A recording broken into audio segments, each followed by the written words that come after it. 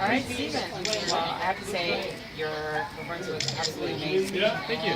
I mean, in my own experience and being a native LA and seeing a lot of different performances, I have to say you're very talented.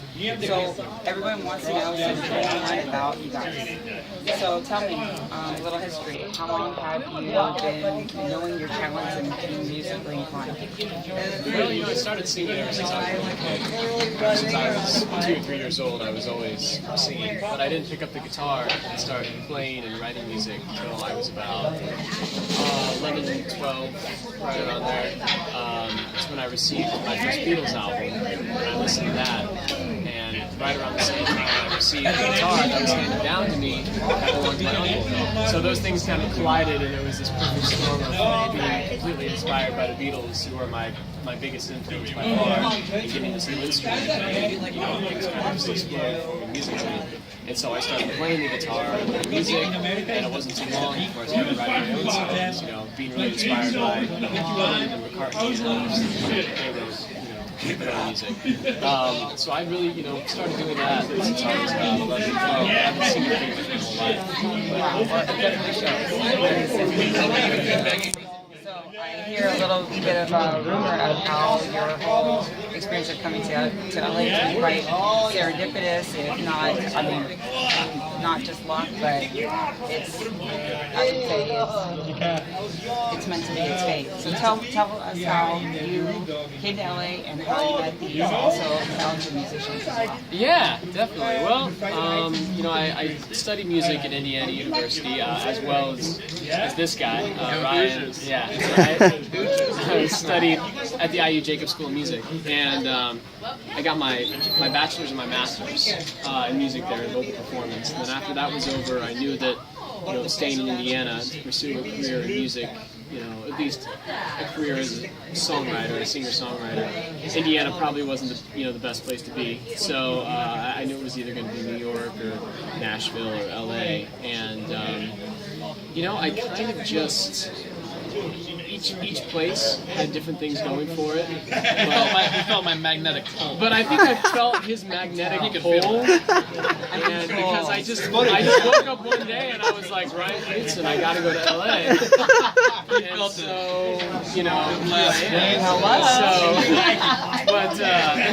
I decided that Los Angeles would probably be the place that would have the most opportunity, at least a variety of opportunities, and so that's, I think I also like the idea of, traveling to the West Coast and just really kind of getting away and branching off and doing something completely different and new and kind of scary but exciting.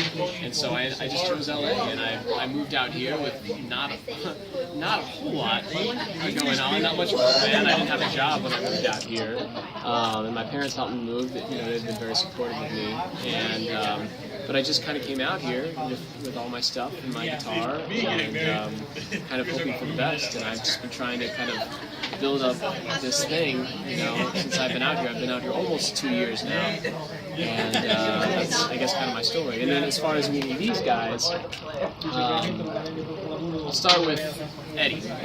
I met him through Guitar Center. I'm an employee at Guitar Center, and one day I was working, and Eddie was just chilling, playing some guitar. Playing guitars, I knew I couldn't afford. Just playing something I have to do every few months. The Albert Lee, I believe it was. The Albert Lee Music Man guitar. It's a distinctive guitar. Yeah, someday I'll buy it for you.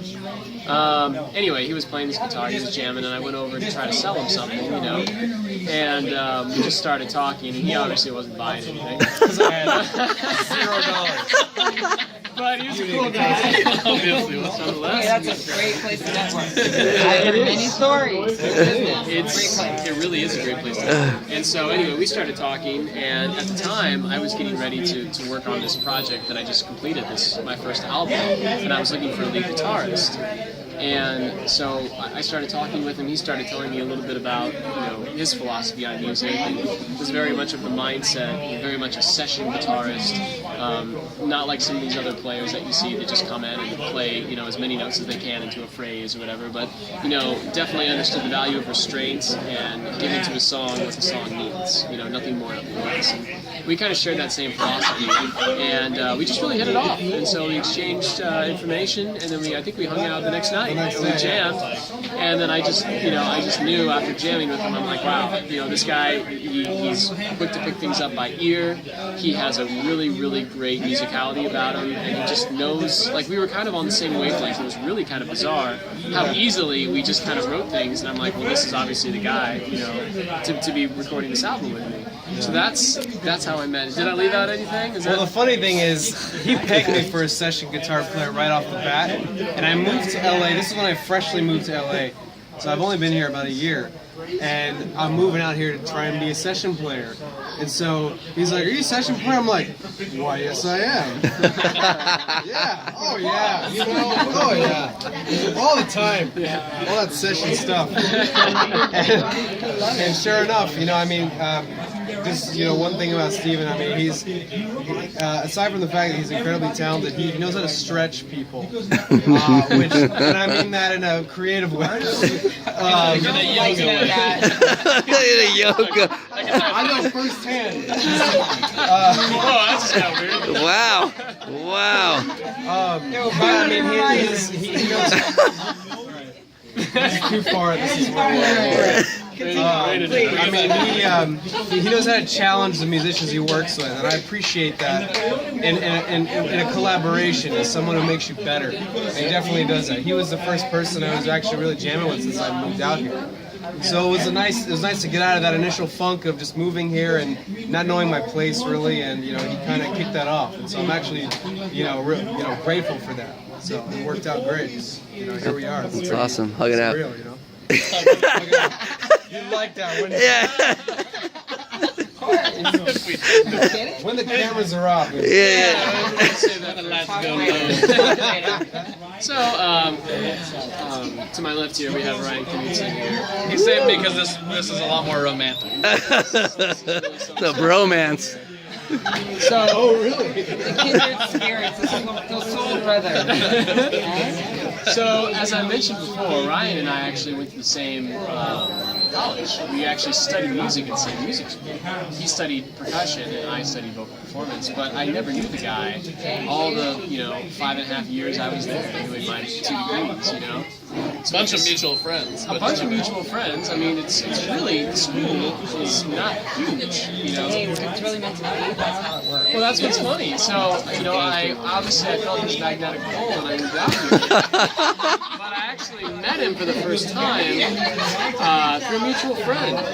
Like some friend of a friend.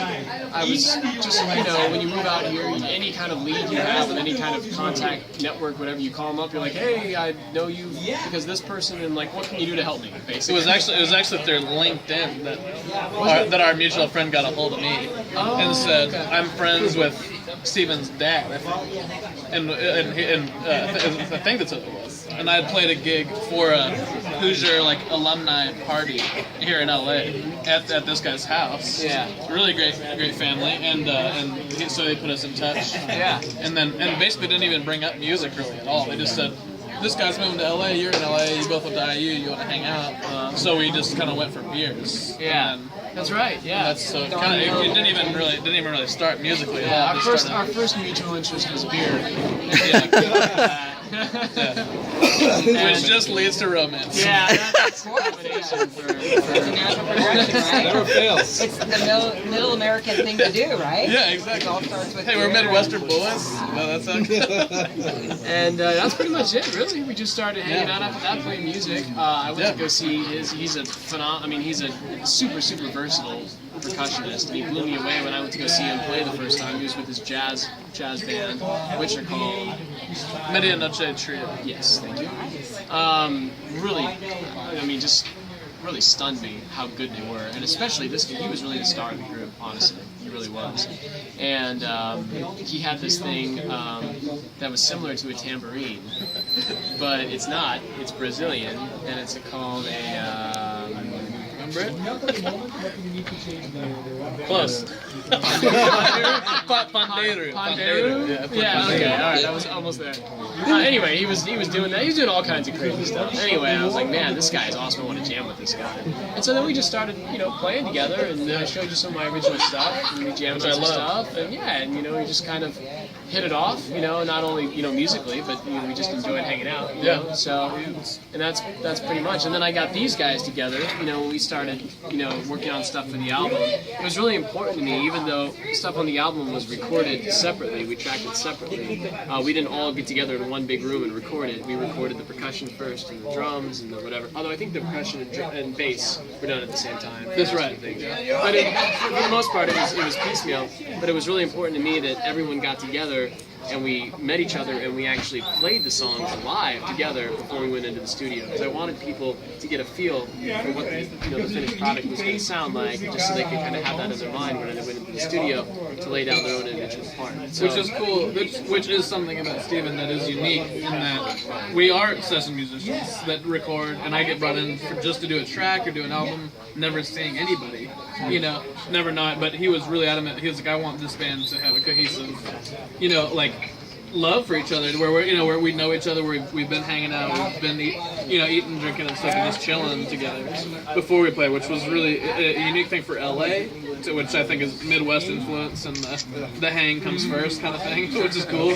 But it's cool. It's very cool for us. That is the magic. That is the magic when people feel that and want to be a part of it. And music is just like it brings in the whole experience. And I hope you can tell. It's all right. I mean, I'm from the North. No, he's 6 to 6. Well, it's been great talking to you. So you guys would like to impart to the camera while we're... Well, I just want to give a little shout out to my man Casey Miranda, wherever he may be. I just want to say a big thank you for he's been a good friend of mine and a great fan for a long time, really ever since I started playing out here, and recently even stepped into another position and really helped me with my career, and he's just done a fantastic job so far. So wherever you are, Casey, thank you very much. We love you.